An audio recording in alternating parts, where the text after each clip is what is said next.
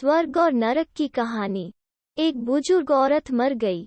यमराज लेने आए। औरत ने यमराज से पूछा, आप मुझे स्वर्ग ले जाएंगे या नरक? यमराज बोले, दोनों में से कहीं नहीं। तुमने इस जन्म में बहुत ही अच्छे कर्म किए हैं, इसलिए मैं तुम्हें सीधे प्रभु के धाम ले जा रहा हूँ। बुजुर्ग औरत खुश हो गई और बोली, धन्यवाद, पर मेरी आपसे एक विनती है। मैंने यहाँ धरती पर सबसे स्वर्ग नरक के बारे में बहुत सुना है, इसलिए मैं एक बार दोनों जगहों को देखना चाहती हूँ। यमराज बोले, तुम्हारे कर्म अच्छे हैं, इसलिए मैं तुम्हारी यह इच्छा पूरी करता हूँ। चलो हम स्वर्ग और नरक के रास्ते से होते हुए प्रभु के धाम चलेंगे।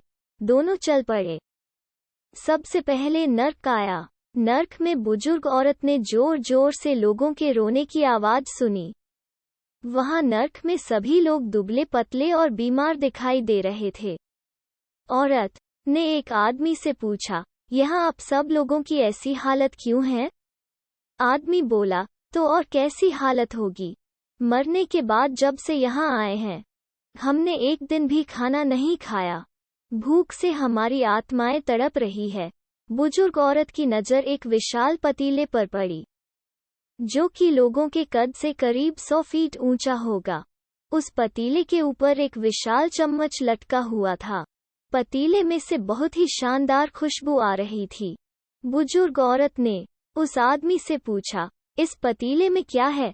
आदमी मायूस होकर बोला, ये पतीला बहुत ही स्वादिष्ट खीर से हर समय भरा रहता है।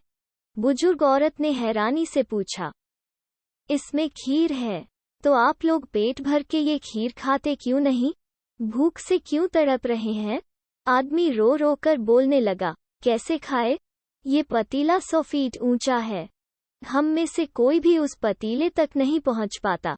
यह सुन बुजुर्ग औरत को उन पर तरस आ गया। सोचने लगी, बेचारे, खीर का पतीला होते हुए भी भूख से बेहाल है। शायद ईश्वर ने इन्हें यही दंड दिया होगा। अब यमराज बुजुर्ग औरत से बोले, चलो हमें देर हो रही है। दोनों चल पड़े। कुछ दूर चलने पर स्वर्ग आया। वहां पर बुजुर्ग औरत को सबके हंसने और खिलखिलाने की आवाज सुनाई दी। सब लोग बहुत खुश दिखाई दे रहे थे। उनको खुश देखकर बुजुर्ग औरत भी बहुत खुश हो गई। पर वहां स्वर्ग में भी बुजुर्ग औरत की नज़र वैसे ही 100 फीट ऊंचे पतीले पर पड़ी जैसा नर्क में था। उसके ऊपर भी वैसा ही चम्मच रखा हुआ था। बुजुर्ग औरत ने वहां लोगों से पूछा, इस पतीले में क्या है? स्वर्ग के लोग बोले, इसमें बहुत ही स्वादिष्ट खीर है। बुजुर्ग औरत हैरान हो गई और उनसे बोली, पर ये पतीला तो 100 फीट ऊंचा है, आप लोग तो इस तक पहुंच ही नहीं पाते होंगे। उस हिसाब से तो आप लोगों को खाना मिलता ही नहीं होगा। आप लोग भूख से बेहाल होंगे। पर मुझे तो आप सब बहुत खुश लग रहे हो, ऐसा कैसे?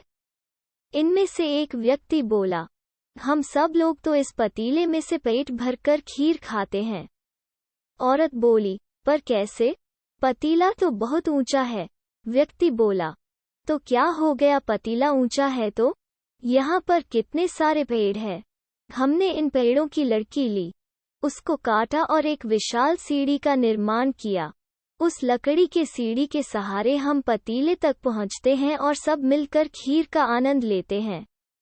बुजुर्ग औरत यमराज की तरफ देखने लगी। यमराज मुस्कुराए और बोले, ईश्वर ने स्वर्ग और नर्क मनुष्य के हाथ में सौंप रखा है। चाहे तो अपने लिए नर्क बना ले, चाहे तो अपने लिए स्वर्ग। ईश्वर ने सबको एक समान हालातों में डाला है। उसके लिए उसके सभी बच्चे समान हैं। वो किसी से भेदभाव नहीं करता। वहां नर्क में भी पेड़ पौधे सब थे, पर वो लोग खुद ही आलसी है। उन्हें खीर हाथ में ही चाहिए। वो कोई कर्म चाहते, कोई मेहनत नहीं करना चाहते, इसलिए भूख से बेहाल है। क्योंकि यही तो ईश्वर की बनाई इस दुनिया का नियम है। जो कर्म करेगा, मेहनत करेगा, उसी को मीठा फल खाने को मिलेगा। स्वर्ग के सपने छोड़ दो, नर्क का डर छोड़ दो। बस आपकी वजह से किसी का दिल न दुखे, इतना सोचो और बाकी सब कुदरत पर छोड़ दो।